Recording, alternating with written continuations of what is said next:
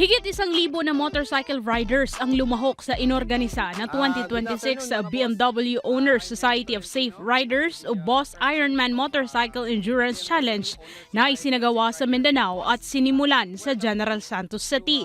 Ito ay isang 1,200 km motorcycle ride sa buong Mindanao na kailangan na makumpleto sa loob ng 24 hours.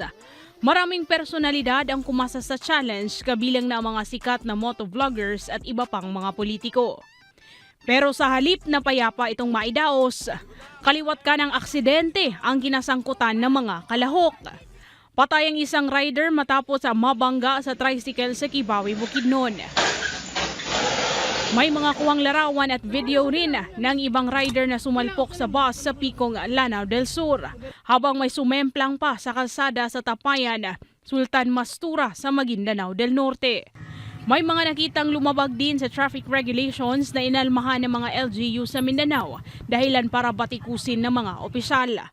Ayon kay Kidapawan City Mayor Paulo Evangelista, nais nitong paimbestigahan sa Land Transportation Office o LTO ang isinagawang challenge.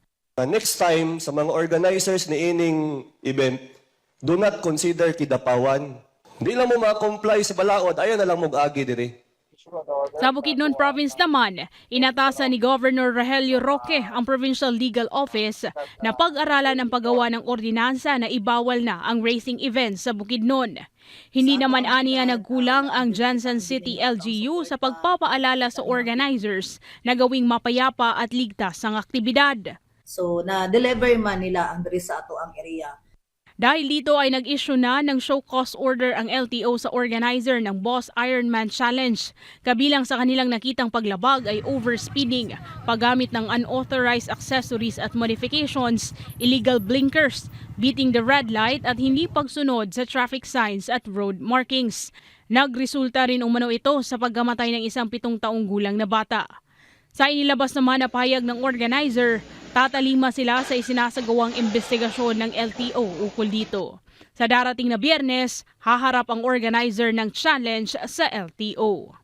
Mula rito sa PTV Davao, Jaira Mundez para sa Pambansang TV sa Bagong Pilipinas.